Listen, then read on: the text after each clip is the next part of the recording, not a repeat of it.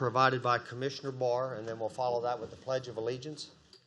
Good morning, and before we bow in an attitude of prayer, we are full of both praise items and prayer requests here this morning. And first and foremost, we want to just say thank you. Prayers have been answered. Our Secretary, Vicki Lum, is back with us after an extended time off, and trust all is going well and recuperating and pain-free and answered a prayer. So thank you, everybody, for your thoughts, and for staff who filled in. Thank you.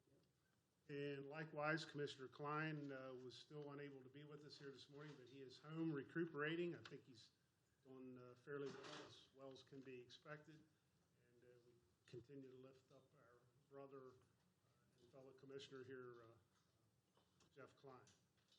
And this morning we have 4 prayer requests. A number of folks have passed in our community that we are very close to. Chaplain Harry Gossard's mother passed away over the weekend with the Department of Emergency Services and the volunteer fire departments. Our own delegate, Bill Weibel, likewise, his mother passed away over the weekend, and Bill has a number of siblings and very large family, and we lift them up today. Bailiff Ted Hart, his twin brother, passed. Ted is a bailiff over at the courthouse, and Kevin Cerrone, our transit director, his father passed away on Saturday. So we'll keep all these folks in our thoughts and prayers and with the families. So with that, our gracious Heavenly Father, we thank you for this day and for, Lord, the heavy hearts here of many families in our community that both have lost loved ones and unexpected passings. And Lord, just we lift up these families and ask for your comfort and your guidance to be upon them, and give them time to be with family and reflect on these folks. Lord, thank you for the praise items. Continue to heal and direct county employees and staff. Direct us and guide us as commissioners. Use us for thy service, I pray in thy name. Amen. I pledge of allegiance to the flag of the United States of America and to the republic for which it stands, one nation, under God, indivisible, with liberty and justice for all. Thank you. Thank you, Commissioner Barr. I'd like to call the August 1st, 2017 Washington County Board of County Commissioners meeting to order. I'd also like to ask for the approval of the July 25th, 2017 minutes. Okay, we have a motion and a second for the approval of those minutes. Any further discussion? All those in favor signify by saying aye. Aye. Aye. Opposed? 4-0. Thank you. Commissioners' reports and comments. We'll just start with Commissioner Kiefer. Last week, as you know, we had the open house at Fort Ritchie Community Center. I think we had a great turnout, and a lot of people showed up. Thanks to county staff for putting that together. I interacted with probably, it's fair to say, a couple dozen people who had questions and concerns, and we were able to answer those. And I thought it was really good. It gave me the idea that I would like to see if we would be willing to include the Cascade community on our list of communities that we visit when we have our evening meetings. I know we typically do incorporated municipalities. We also visit Morgansville from time to time. But as some activity may take shape in the Cascade area, it might be of interest if we can include that on our list of communities for next year, maybe. That's all. Okay, thank you. Commissioner Myers? Commissioner Barr? No, other than the fact that, likewise, thank you, Commissioner Kiefer. It was a very worthwhile and fruitful interaction up there at Cascade last week. And again, I think that the community just needs to come together, and our participation would be helpful. So, thank you. Okay, thank you. For myself, I did get the opportunity that same evening that you had the event up at Cascade. I went to the Korean Veterans Memorial celebration, and we had many great speakers there. We had a General Lee, and maybe you could find out if General Lee, the represents South Korea down at the Pentagon, if he's related to the Lees up at Cascade. I'd like to know that. But also in attendance was, and my speaker was Governor Hogan's wife, Yumi. She got up and talked about all of the great sacrifices that our American people made over there to keep them a free country, and was just so thankful. And we also had a former county commissioner, Ron Bowers, that he had spoke at the event, and he had a lot of great information with him, as he always does, and he made it a point to let everyone know that Governor Hogan's wife was the first South Korean first lady of any governor ever in the history of the United States across the country. So I thought that was a pretty interesting comment. And also, and I can't remember the soldier's name, but it was the 50th anniversary that he sacrificed his life for the Korean War that evening. And I thought he said he was the last name on the not the statue, but the wall out there at the Korean Memorial there on Potomac Street.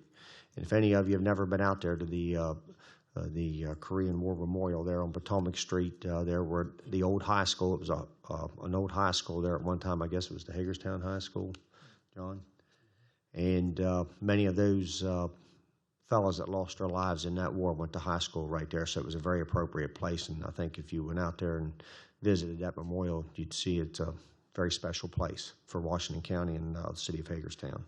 So with that, thank you, and any other commissioner comments? Reports from county staff. We have any staff here today care to provide a report?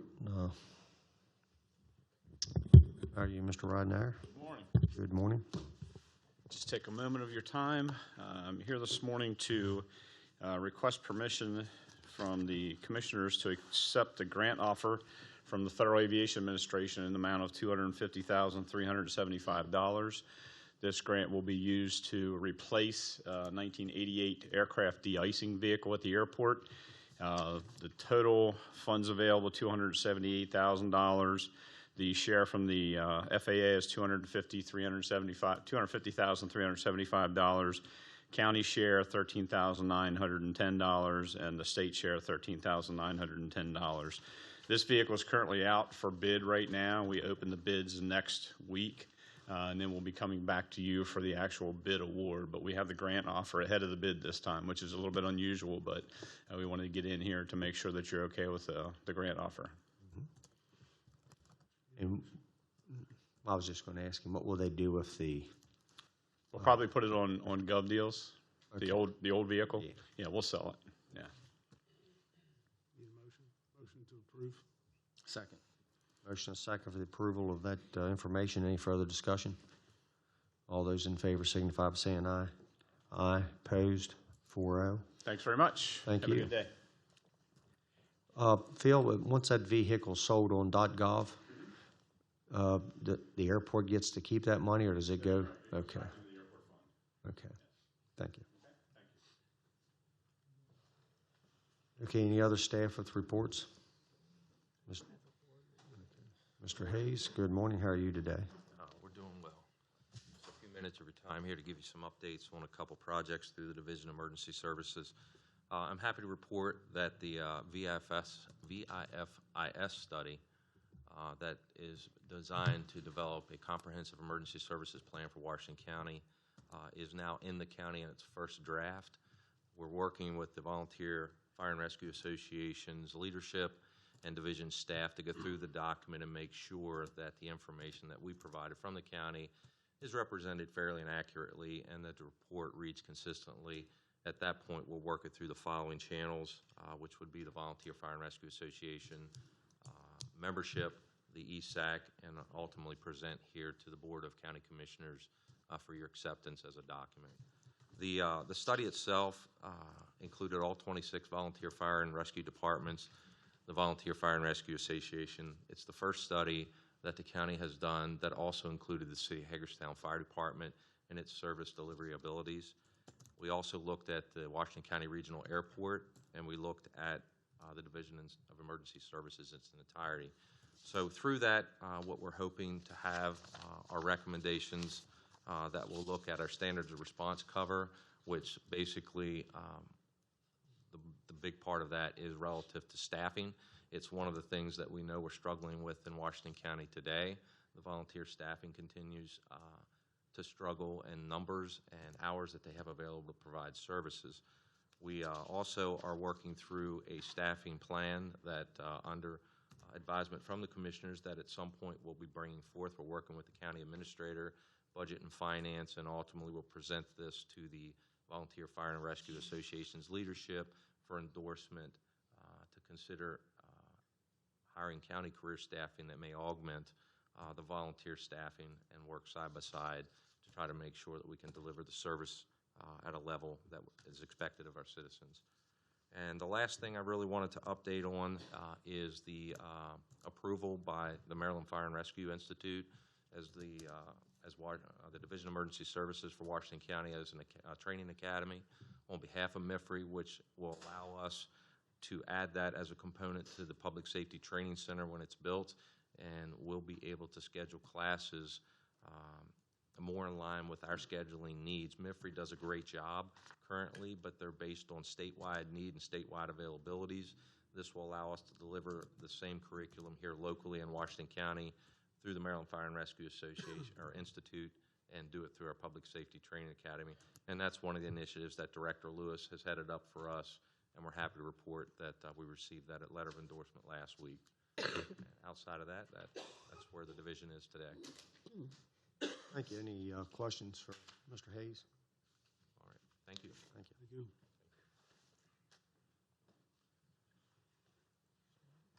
you. Any other staff have any reports to provide? Okay, If there are no others, I do have a couple things, President Baker and Commissioners, is following up on Cascade.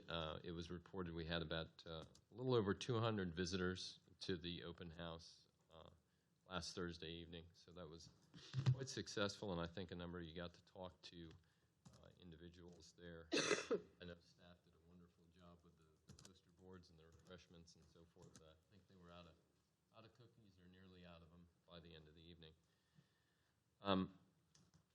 Ms. Nips, in the closeout of the Penmar portion of the corporation, did present a check, and she did also find from the closeout of a insurance coverage for the Penmar board that came in an unanticipated balance of $24,386 and 43 cents. And there's been some discussion among the commissioners possibly to go and present that as a check to the community center next week on a visit. If that's agreed upon, then we can make arrangements at staff level to have that done, if you wish. Great idea. Okay. So we will. Send a positive message. Yes, on Tuesday. So we'll work with the community center and try to be up there at the time convenient for them, hopefully around lunchtime, and present that check to them. So, thank you. Anything else? That is it. I would like to say that, yes, that's it. Thank you. Okay, any other staff around the table? Say that's it. Rob wanted me to go over briefly the report I laid in front of you, which is an annual financial condition analysis that our office has done. And basically it it goes through, and it's based on the ICMA, which is the International City County Management Association.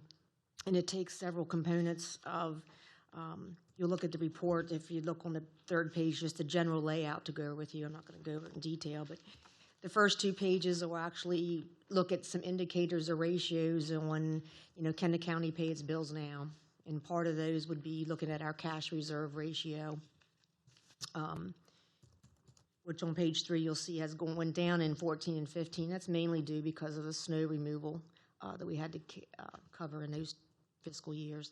But for the most part, our cash reserves remain stable and above what the policy requires. And our policy right now with our cash reserves, we'd be able to pay bills for about 9-10 weeks. Your next one is your liquidity ratio, which just details out cash flow, and if we had to actually come up with cash fairly quickly, it measures that ratio. It should always be at least 1-to-1, and we are definitely above that.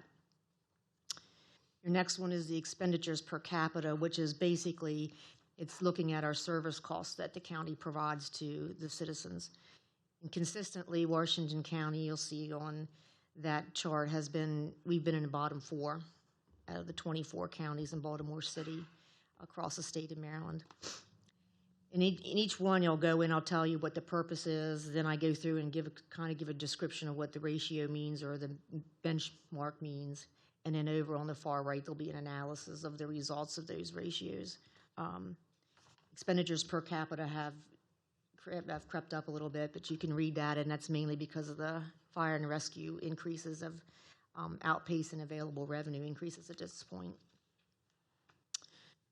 And we look at assets, the change in asset value.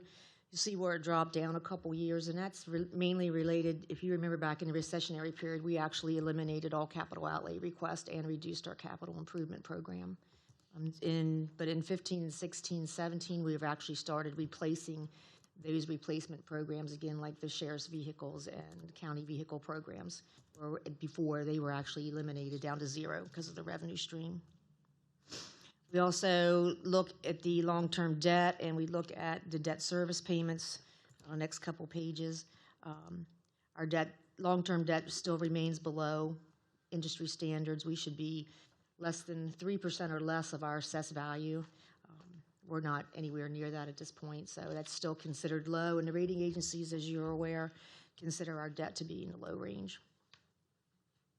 In debt service payments, we also look at our debt service has actually dropped from 6.8 to 6.3 since 2002, and that's mainly a result of we've had very favorable interest rates on our bond issues, as you're aware, below 3%. And in addition to that, the revenue increases in our general fund have been larger than our debt service payment increases, and they've also been used to fund fire and rescue and education, public safety issues. Another one we look at would be the median age of our population. And the population has increased slightly from 3.9 up to a little bit above 40. And that's basically, we're still in the mid-range portion of our working age. As I think I mentioned in the analysis, as the downtown improvement project gets up and running and the Cascade area, that would also generate or appeal to more younger crowd. And it may reduce the median age. Depending on the median age, depending on what end you are on that, in the description you'll read, depends on what services are required or different. As your population ages, you're going to have more costs towards health and welfare. As you have a younger one, the future requirements may lean more towards education and housing.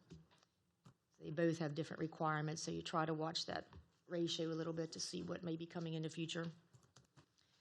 And the last one you looked at is under the demographics, is this the unemployment rate and the number of employed. So we've combined those two charts into one where you see if unemployment has gone down. It was close to 8%. We're down closer to 5%. Number of employed has gone back up. We did take a dip in 14, 15. That's mainly the result of the credit card processing jobs that were layoffs, but they were offset by labor increases within education and government, state and local employment jobs added. And then the last page that we'll do is just very general indicators. We have several indicators that we watch on housing, but in general, our increase in housing activity is better. We've had a decrease in crimes according to the sheriff's reports. And we just kind of show the employment by industry in the table below, just to kind of give you an idea of where the spread is. And we'll be doing that annually. Questions? I got a couple comments. The employment base, was it any higher prior to 2013? Just, you don't have to, it's not a number I need, but we're now reached back to employment on the basis of 2013. Were we any higher in the, say, 2004, 5, 6? I will double check with you, but I have those numbers. I don't want to say for sure. Because that was our dip years, and it seemed like we did go back up, and I was kind of concerned about it going down. The second thing, when you say educational services, and are we talking about Board of Education? Are we talking about teachers, so forth? On which one? On the employment by industry, 8.1% education. Yeah, it's a general category that the Department of that is Labor. included in that. Yes, it would be included in that, correct. All right, thanks. Any other questions, comments? Ms. Murray?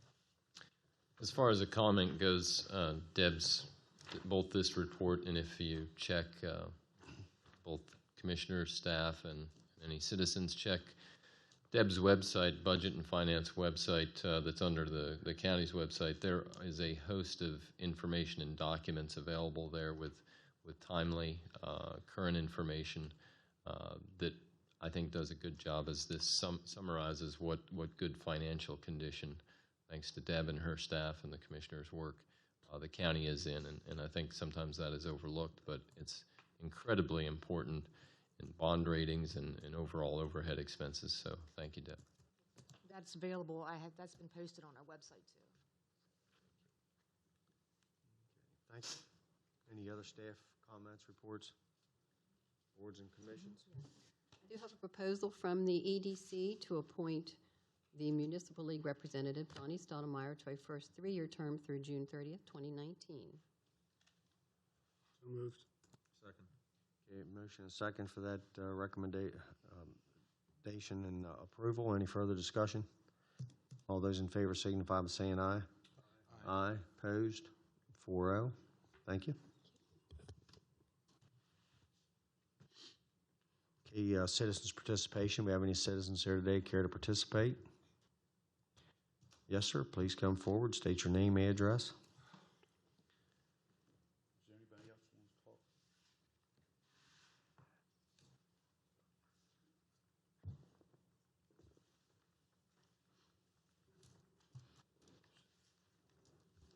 Yes, citizens' participation. We usually provide our citizens approximately 3 minutes to tell us what they want us to hear. And if you don't mind, I'll start the salt shaker on you. Oh, okay.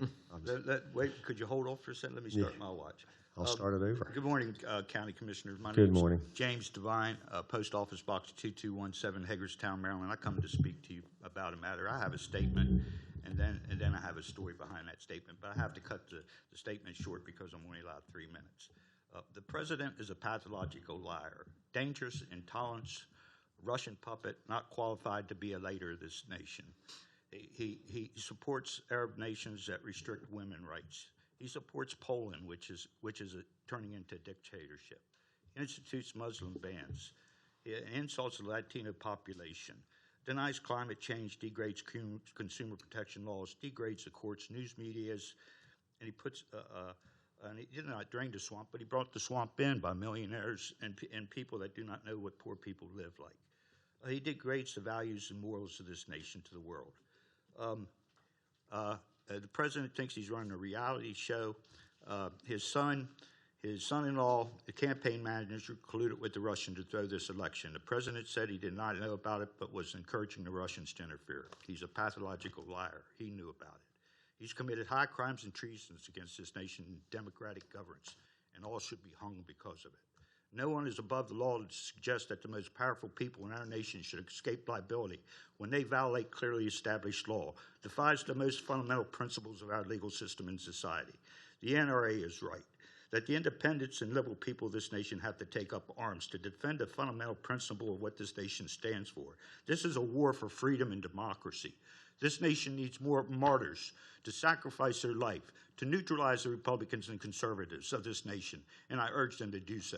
This is a fight for the survival of this nation and democracy for which it stands for, because now it is sliding into the abyss. Now, I didn't read the whole statement, but I made this statement before the city council last Tuesday.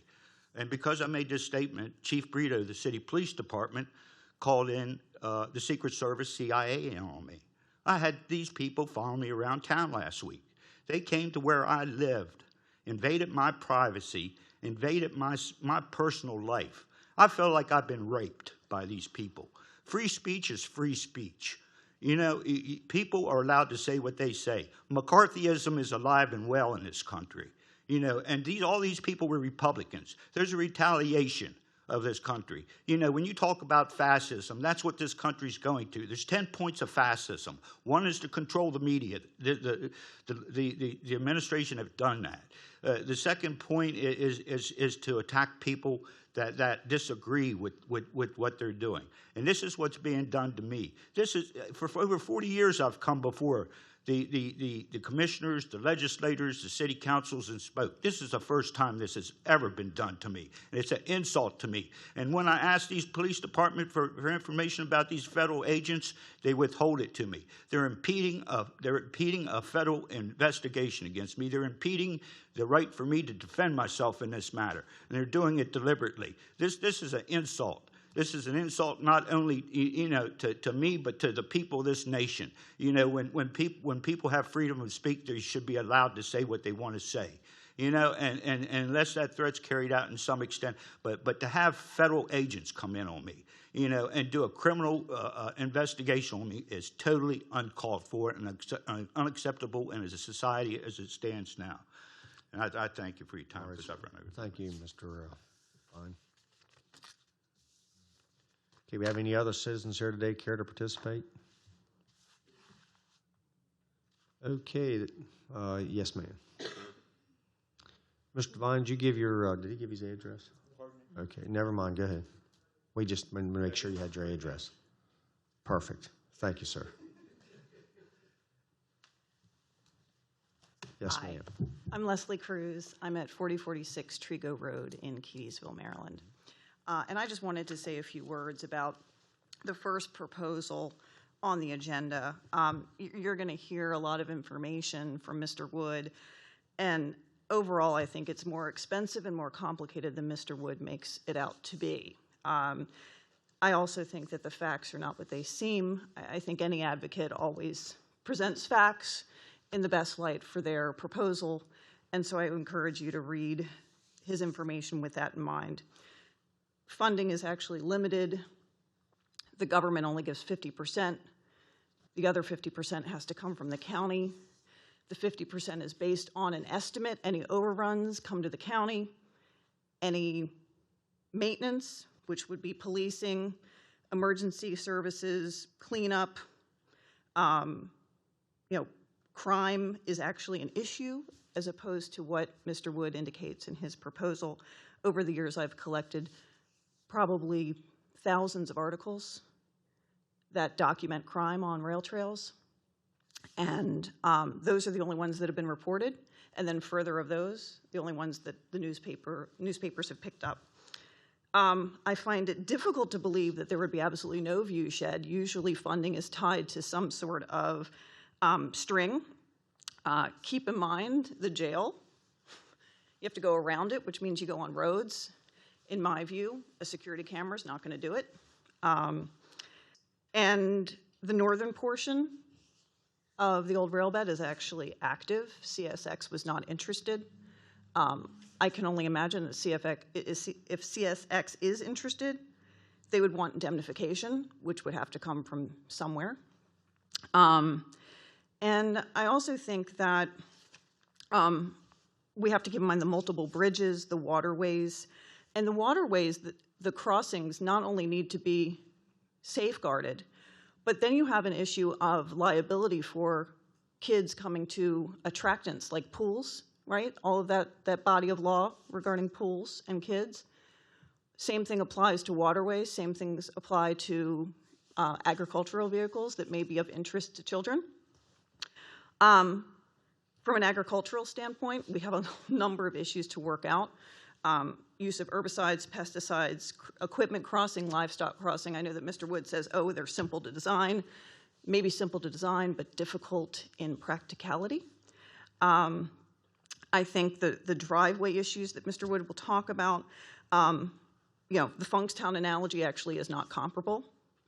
And the driveways, in terms of improving them to be conforming to county ordinance, those driveways are right on the road. There's no issue with emergency vehicles getting to them, and it's not clear who would pay for all that.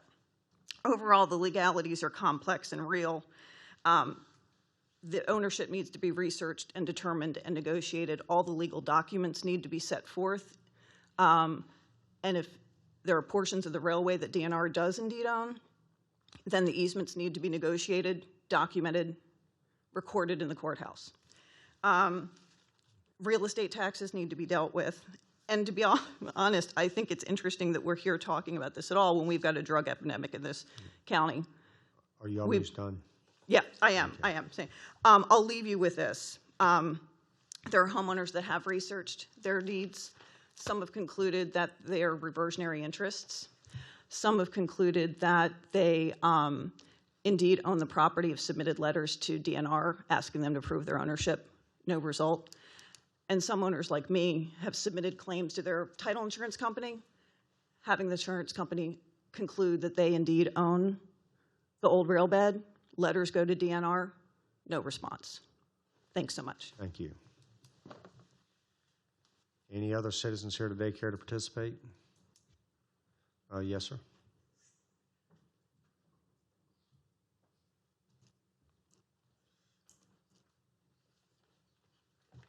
How are you? How you doing? I'm Joseph Cahaw, 1841 Meridian Drive, Hagerstown, Maryland. So what was the last name? Cahaw, C-A-H-A. Okay. Yeah, everybody does it, don't worry. The lady just said everything that you can say in detail. I've dealt with rail trails in the past. One of the biggest points I see on this rail trail, which is a liability, is the ownership. And the state of Maryland, if it owns it, then they should exercise their ownership. If they do not own it, then they're going to be forced into an eminent domain situation. And not only are you dealing with the trail, you're dealing with the adjunct properties that are no longer usable after the trail comes in. There is a maintenance cost, and there's a study been done on this and everything. And we're not going to bore everybody with all the details. This, I would urge you, if you're going to pursue this, schedule a meeting at the Ag Center, have the public come in, discuss this the same way you did Cascade. It's been discussed. You had 200 and some people that were at the meeting in Boonesboro, and people couldn't get into the meeting. And the facts and numbers, any organization that promotes the trail is going to have a massive number of people coming and supporting it. The general public does not know about it until it's on top of them. I think you owe it to your property owners and your taxpayers to make sure this is as public and as open as possible in the presentation. Thank you. Thank you. Any other citizens here today care to participate? Yes, sir. My name is Ron Vertrees. I live at 127 East Ron, Main. what was your last name, sir? Vertrees. V-E-R-T-R-E-E-S. I live at 127 East Main Street in Sharpsburg. I've lived there for 13 years. I've come here to speak in favor of the rail trail. I've ridden bicycles all over the world.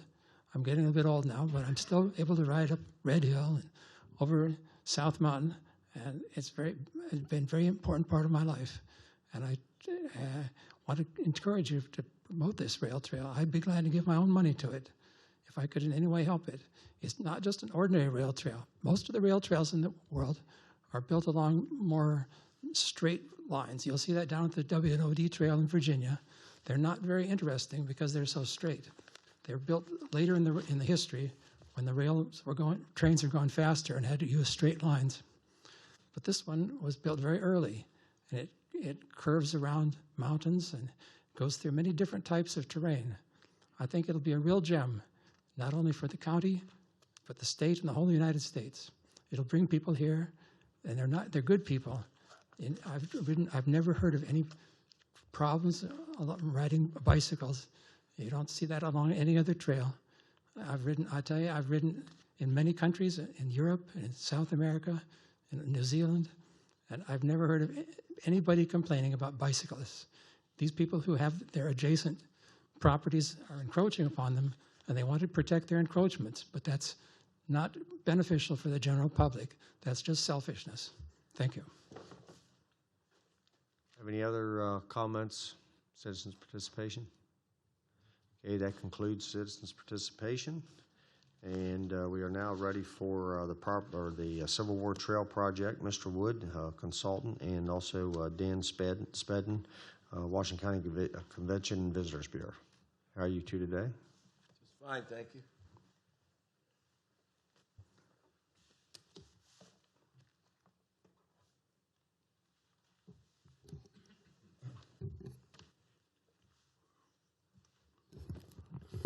What we have here today is plain facts about the Civil War Rail Trail.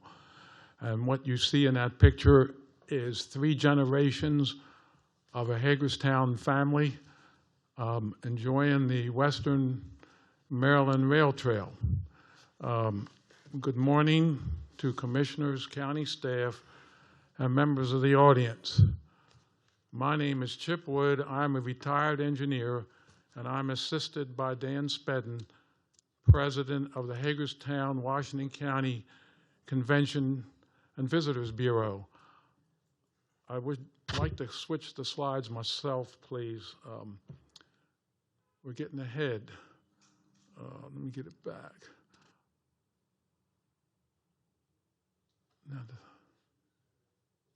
Yeah, so I've been researching the Civil War Rail Trail, prepared reports. There's a volume 1 report that's very thin, 16 pages. I call it a wake-up report.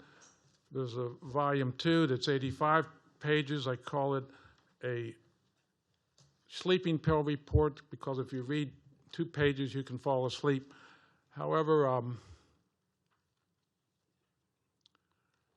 both reports have a 1-page summary, and volume 1 will get you up to the issues quickly, but volume 2, if you're a county commissioner or a county employee and you're going to have to engage in conversations with the trail opponents, you're going to need the information in this volume 2, because they come on pretty strong, and like that lady was here before, they're very passionate and have strong feelings about what they believe.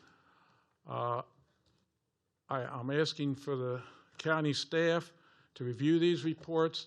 An 85-page report is too long and detailed for me to present in 15 minutes, but if the county staff could review these reports and report back on this agenda within 60 days on what they think is in here and what their opinions are, that's what I'm asking.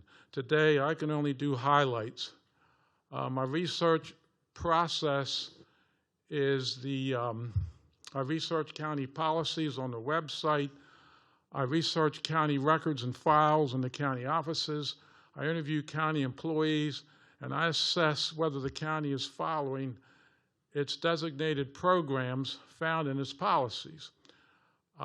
There's a map of the Civil War Rail Trail, or the red line is the trail. At the top of the map is a city park and city of Hagerstown.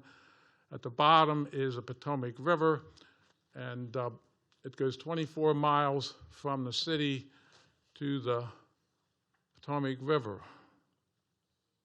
What is the Civil War Rail Trail? The proposed trail would be around 10 feet wide by 24 miles long. It would be a paved or a gravel path. It's situated inside a railroad corridor that's 66 feet wide, so the 66-foot width goes 24 miles. Like I said before, it goes from City Park to the C&O Canal towpath. And the first 6 miles from City Park to approximately Roxbury Road is active track, so you'd be walking on the trail and there'd be a train coming by, but it's a common practice. The next 18 miles from Roxbury on south, the tracks are removed. Now my slide doesn't work. Oh, okay. Now, the thing about a Civil War rail trail or any rail trail, they accommodate all ages of people and handicap. You can do walking, bicycling, jogging, wheelchairing, walking with canes, walking with crutches. It offers benefits such as health, recreation, education, cultural, commuting, and tourism. I find the best term to describe it, it's a family health and recreation trail. There's a picture of the Civil War Rail Trail standing in the middle of Lappin's Road, looking south towards Manor Church Road, and it's not paved yet, but that's what it would be, or gravel when it's done.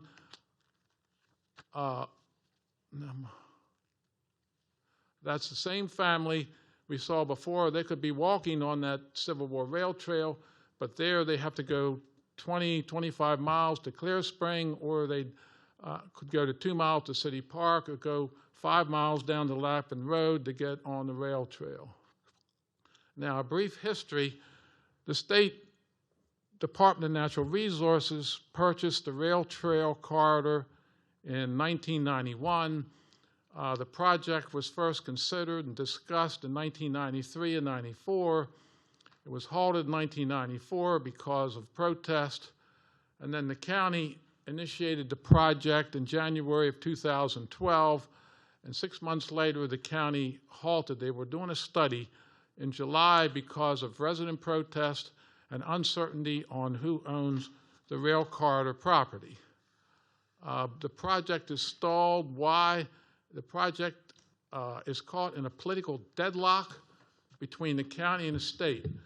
The county will not do something because the state will not do something, and the state will not do something because the county won't do something. The county commissioners will do nothing until the state answers allegations of the faulty deed from the CSX Railroad, and DNR will do nothing because the county commissioners don't support the trail. So I'm making appeals to both the county and the state to take the necessary initiatives to break the deadlock.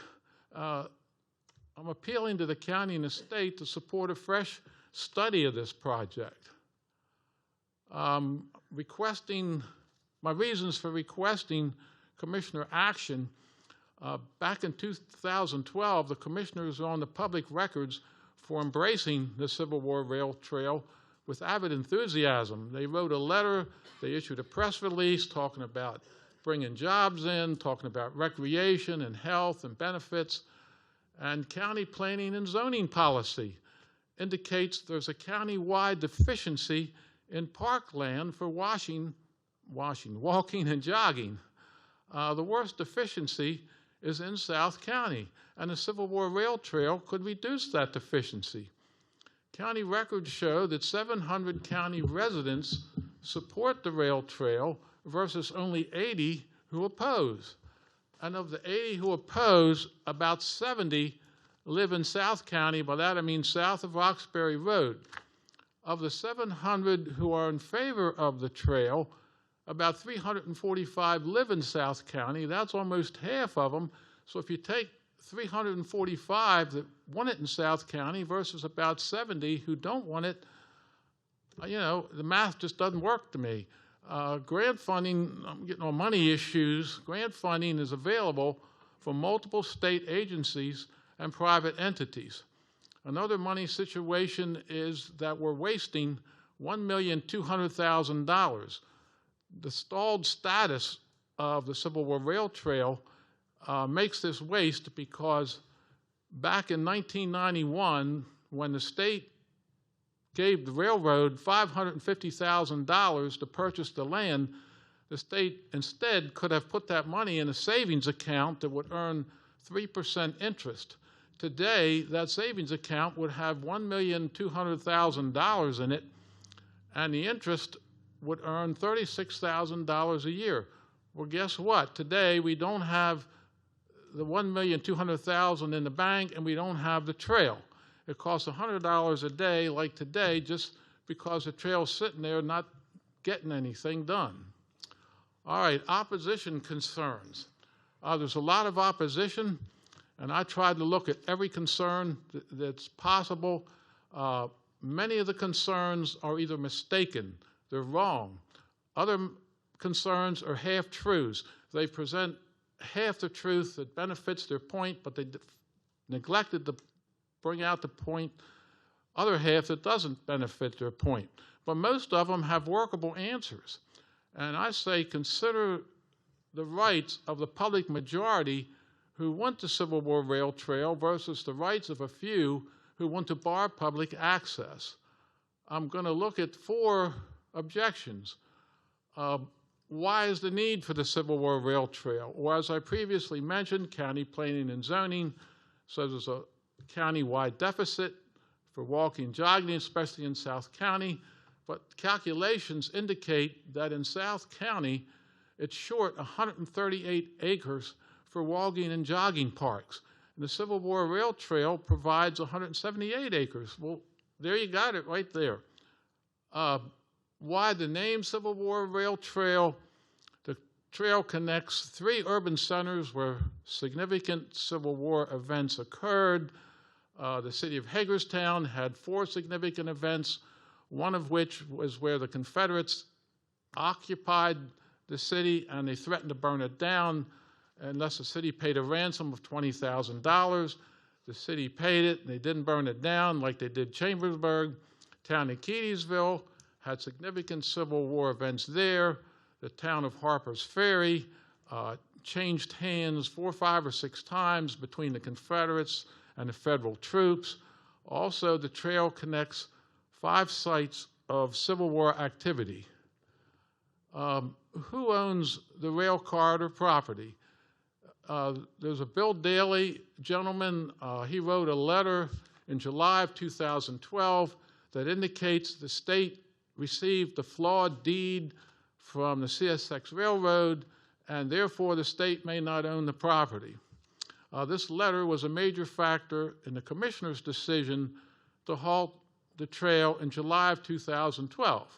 My reports are requesting the commissioners to please ask the state legal office to review and take a position on this Daley letter. As a matter of practical law, the state purchased that land and has a deed, so which owners have the prevailing deed? Does the state have a better deed or somebody else? Now, this driveway access, driveways were a big bugaboo in 93, 94, also 2012, and some of these driveways go across, and I'm talking about residential driveways, not farm driveways to farm fields. Some driveways go across the trail, and some go along the trail and use it for a lane. Some do both. Such driveways like this are in nonconformance with the county's current subdivision ordinance. Such driveways need the county to check them for emergency vehicle access, such as fire, police, ambulance, and for entrance permits. And these driveways could be remediated during the construction and design of the trail, and the driveways would, these remediated driveways would enhance saleability of the property. They could also lower insurance rates, and they could also maybe save a house from burning down because the fire trucks can get in, and they also may save somebody's life because the ambulance couldn't get in. So to me, these driveways should be a benefit, and the people with these driveways should be demanding the trail, and let's get the driveways fixed rather than using the driveways as an objection. Now, for a comparison trail, the opponents say that the Western Maryland Rail Trail out at Hancock is not a good trail to compare with the Civil War Rail Trail because the land for that park is in parkland already. So I'm saying, well, let's look in Baltimore County at the Torrey C. Brown Trail, and as opposed to the Western Maryland Trail, the Torrey C. Brown Trail is very similar to the Civil War Trail in many respects. Both trails are on a north-south axis. You can see on that map of Baltimore County, the black line is the trail, and it goes from Towson, the county seat, north to the Pennsylvania line. In 2015, that trail had 467,000 visitors. There's a picture of the trail. There's a mother doing her exercise jogging walk along with her son on his bicycle. That's all I have. Thank you very much. Thank you, Mr. Wood.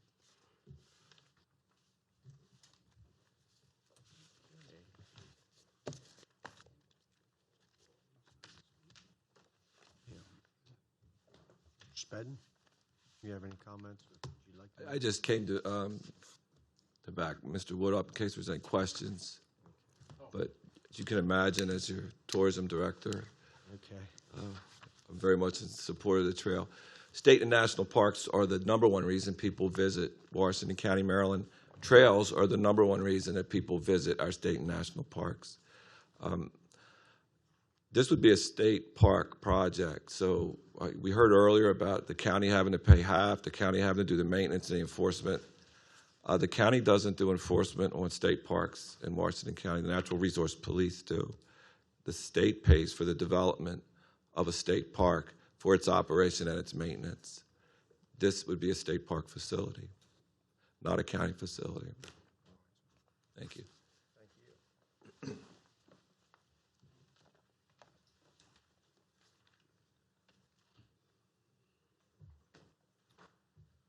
Okay, thank you.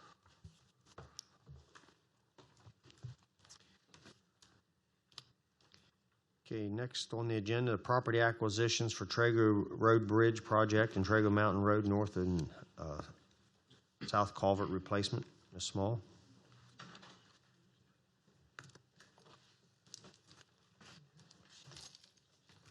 Good morning.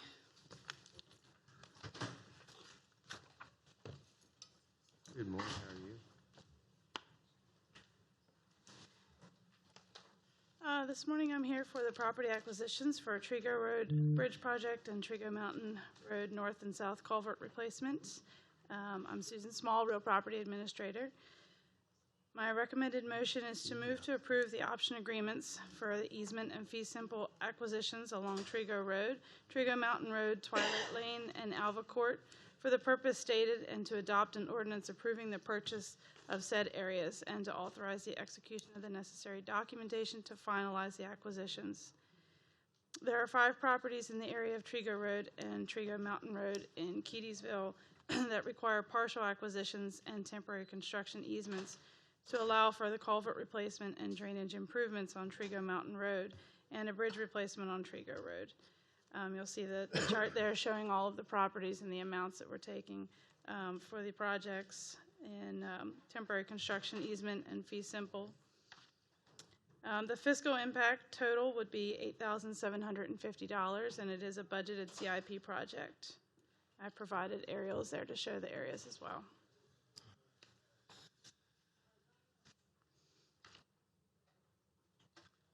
Okay, any comments from the commissioners on those acquisitions on Trego Mountain Road? If none, we will need a motion to move forward. Motion to approve. Second. Okay, we have a motion and a second for the recommended motion. Any further discussion? All those in favor signify by saying aye. Aye. Opposed? 3-0. Thank you. Thank you.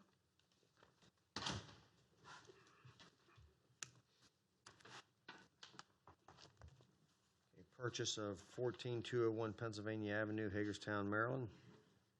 Ms. Small.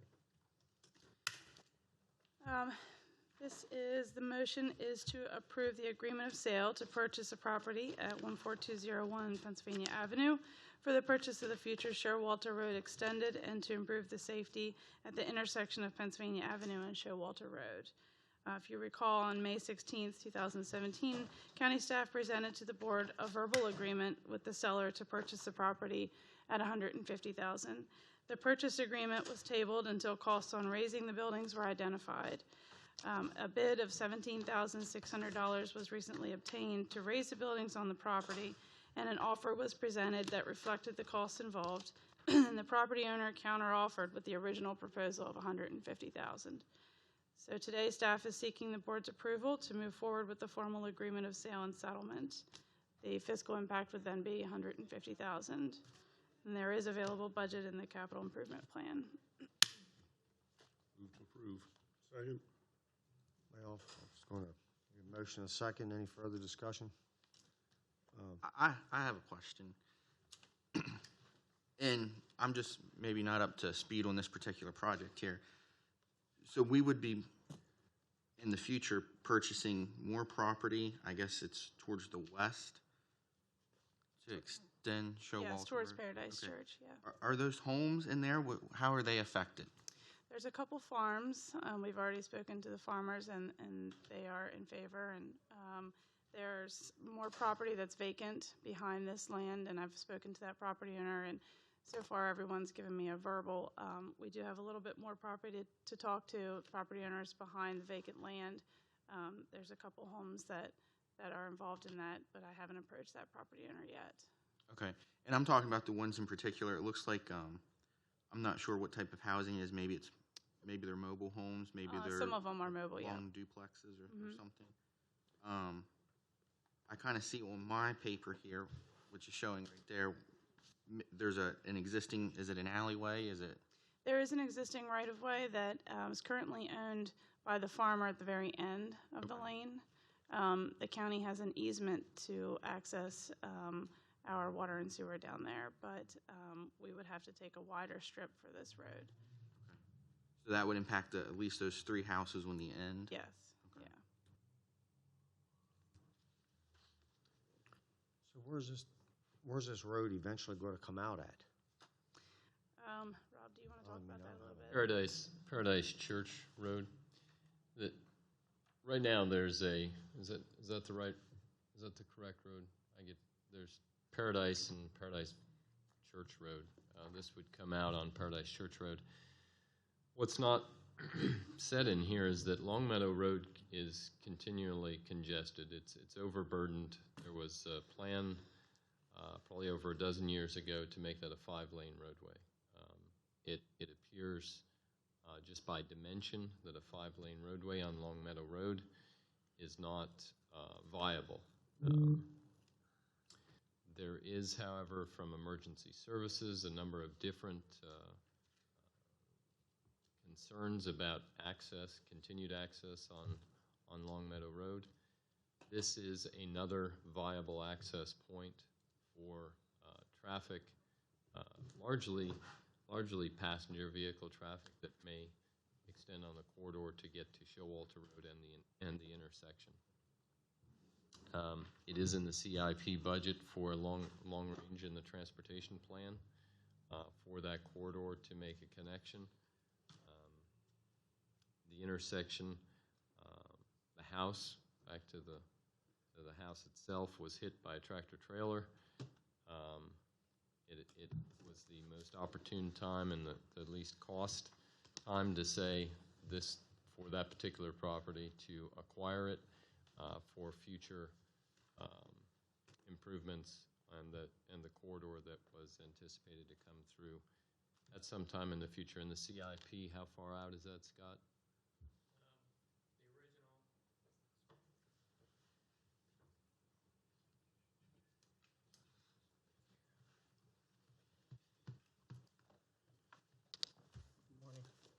The original planning, for planning purposes, we have money in, like Susan mentioned and Rob mentions, immediately.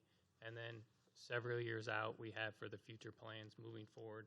And one portion that Rob spoke about with Paradise Church Road is the development that's going in over there, as we're setting up for in the future for the road network to be able to tie into that also. So that's part of this whole planning process. So it's several years out, but it's in the CIP project for the long-term road investment, but we have planning money in there now in the CIP.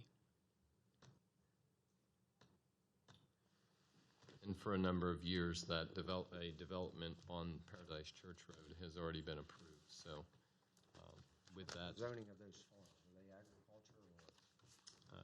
Yes, for agriculture. Now, this property at Pennsylvania is commercial, but the further you go back, it's all agricultural. And how many other homes are we going to have to purchase for that road network to be able to go through there?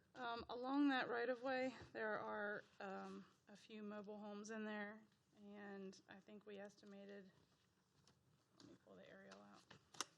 I have a map I can pass out if you'd like to see the further extension. I discussed that last week, but I can share with you some additional. What I have here only shows me.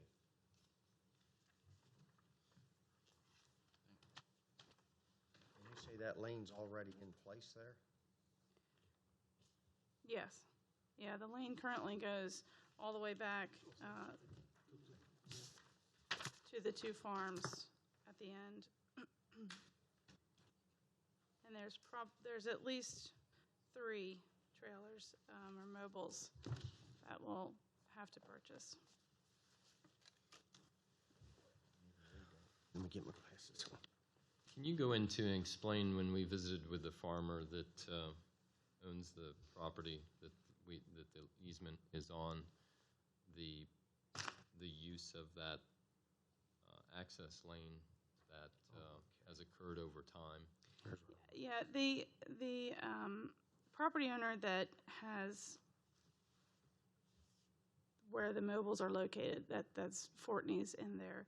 The folks that rent and lease and own those properties in there have been accessing the lane for quite some time, and there's extensive damage to the lane. There's potholes and things that need to be corrected, and the county also has easement over top of that to about where that property ends. We have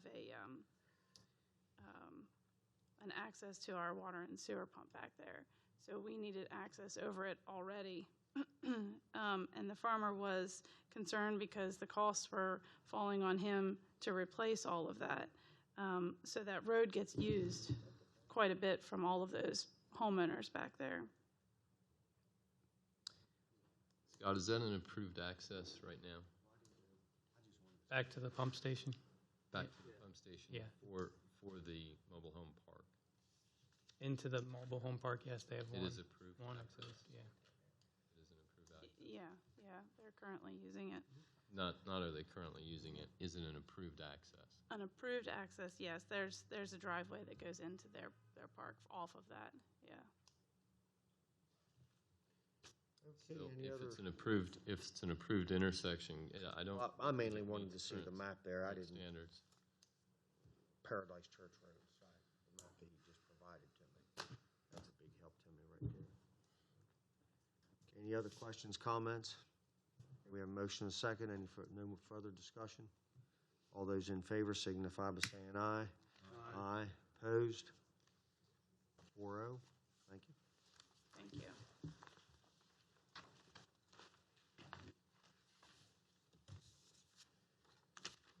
Okay.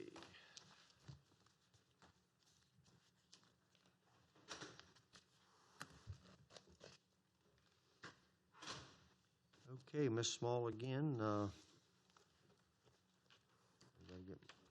We're on you're declaring real property as surplus property and the conveyance of the same. Yes. I'd like to move to declare certain real property located at 13526 Pennsylvania Avenue as surplus property and authorize the advertising of the county's intent to convey the property. The Board of County Commissioners of Washington County purchased certain real property located at that site to accommodate road construction and improvements to the Pennsylvania Avenue and Morgans Avenue intersection and widening along Morgans Avenue. There was a house located there on the property, and it was raised to make way for needed right-of-way and road improvements at that intersection. There are 14,200 square foot of unimproved land remaining. Pennsylvania Avenue 2003 LLC has submitted a signed letter of intent to purchase the property for $72,100. They'd like a 90-day study period and a closing to be scheduled 30 days after the expiration of that study period. There are no other contingencies. Who is Pennsylvania Avenue 2003 LLC? Bowman. So you said the property was advertised? It has not been yet, no. That's what I would like to do today. So you're not asking for a vote to sell it for that price to that buyer, you're just asking to advertise it? Well, we would advertise the intent to convey it based on this letter of intent. So yes, it would be to convey it to that purchaser for that amount.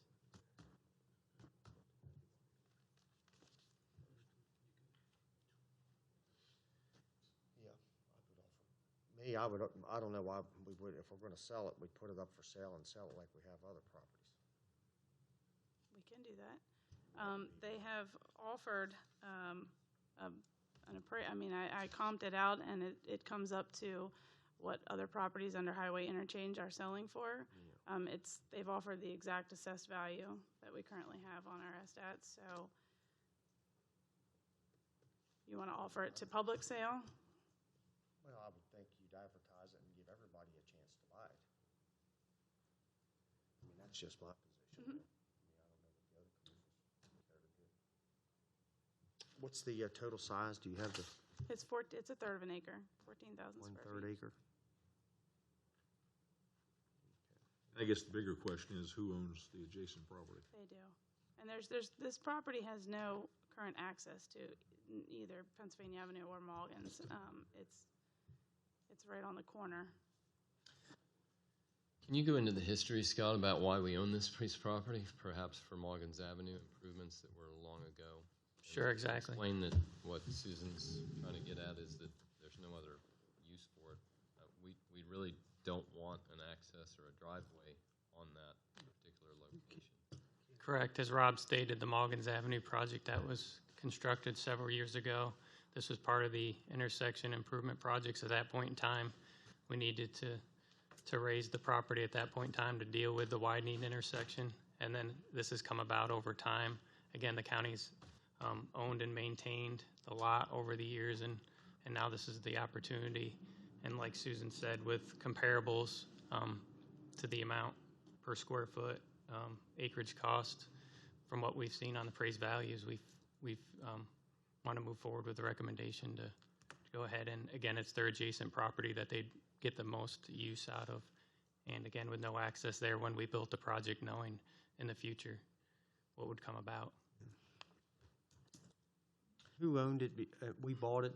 How much did we pay for it, and who did we buy it from? I have to find out.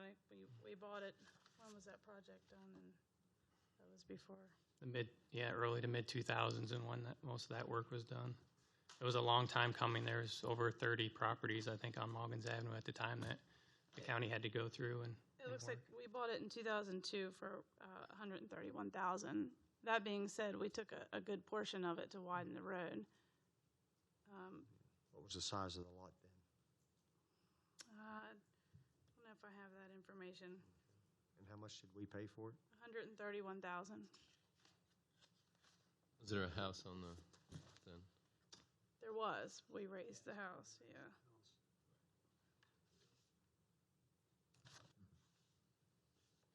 that was with approved access. Again, there's no access there now. That's just my position. I have a question. We had kind of discussed this general area a couple months ago. If you're headed north on Pennsylvania Avenue, you can't turn left to access that property because of the concrete barrier. Because of the that's median, there. correct. Concrete Is there any foresight looking down the road, 10 years down the road, would we need to widen the southbound lane? Would we ever need 2 lanes there? Is that ever something that we would need to worry about? Would that in the future give a left-hand turn access to that property? Is that something that at this point, needed? Yeah, the right-of-way that we have in that intersection seems sufficient even in the future. Again, there's some right-of-way that's dealing with state highway also on Pennsylvania Avenue. That's a state decision. Yeah. Not county. Right. And then that, of course, that would impact the homes to the south that they would need to go through and do an entire widening if that was the case, both to the north and the south of the intersection.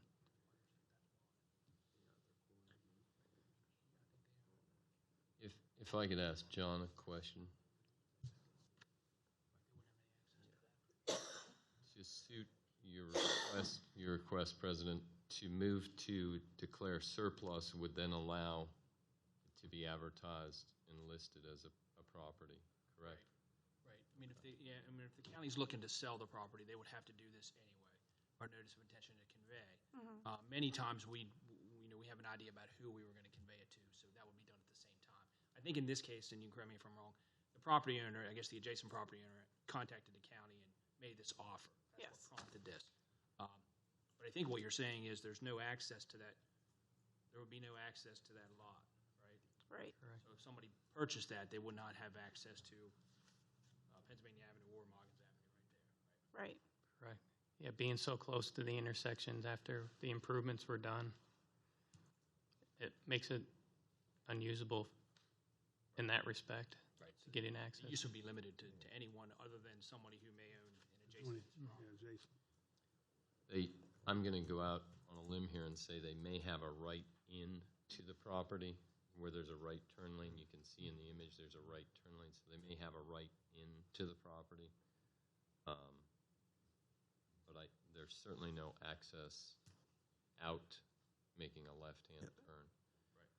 Can we bring this back in next week? We can do that, and what we could do is if the primary concern is that it be listed, we can list the property as well. Give us a week at time. Okay, sure. The commissioners are okay with that.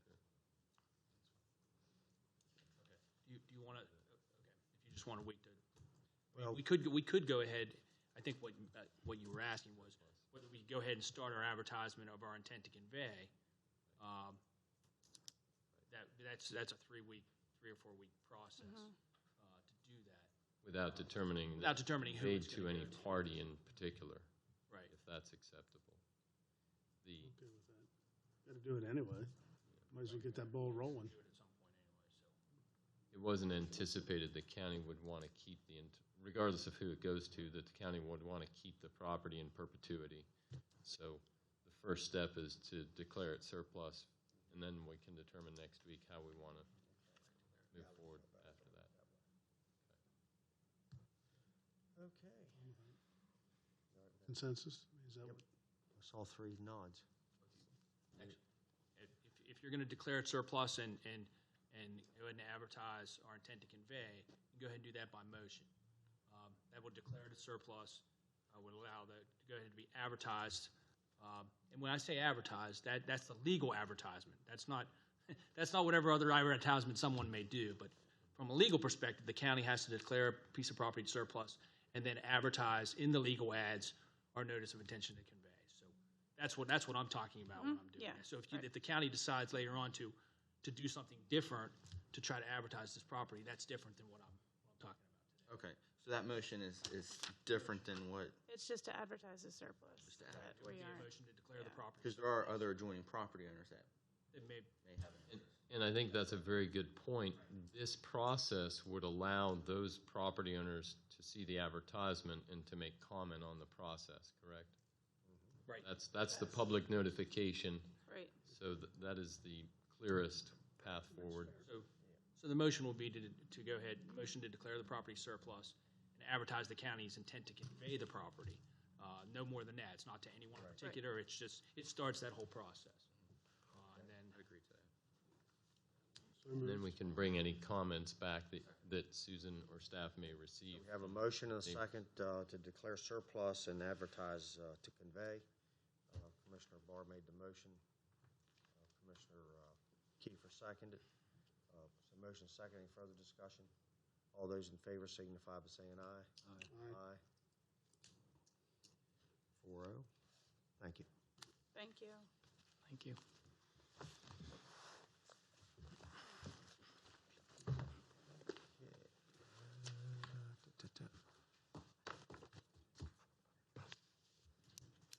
I think I covered everything. You got your emergency numbers.